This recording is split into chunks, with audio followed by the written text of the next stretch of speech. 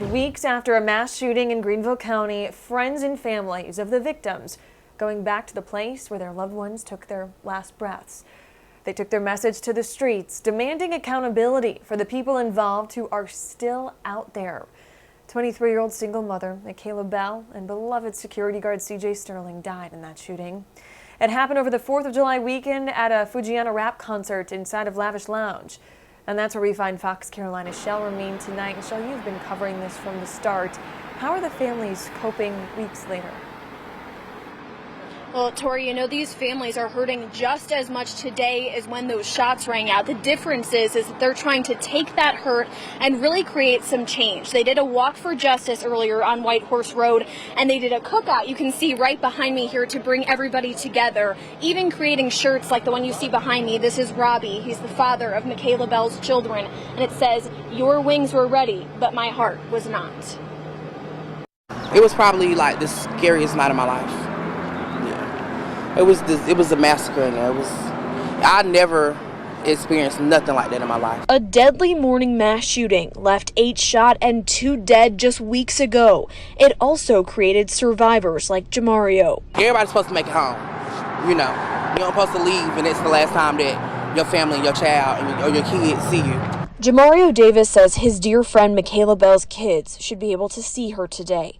But she, along with CJ Sterling, died after shots rang out inside of Lavish Lounge. When those lives were taken,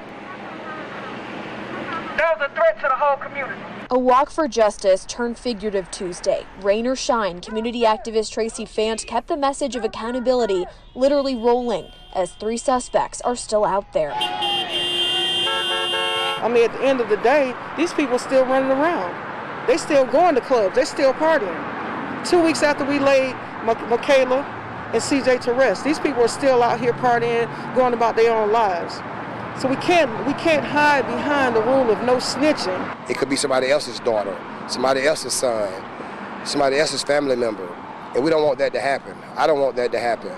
I know she's in a better place, a beautiful place, and I know she's smiling, but we still hurt. Robbie Fleming, the father of Michaela's children, says walking for justice doesn't stop at their destination. Forever Bell means keeping her spirit alive for justice, but more importantly, for her 2 little ones. It's time to stand up. It's time to man up. It's time to be a father.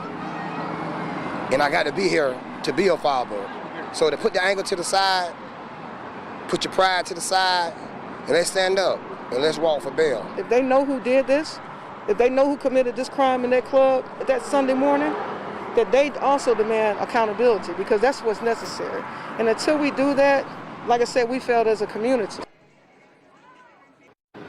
Again, there are 3 people of interest still out there tonight. 1 was brought back from Georgia to Greenville County weeks ago and charged with murder. But you heard Tracy Fant. If you know anything about this within this neck of the woods, you need to call Crime Stoppers or give any information to police as early as possible. For now, reporting live in Greenville County, I'm Shale Remien, Fox Carolina, the 10 o'clock news.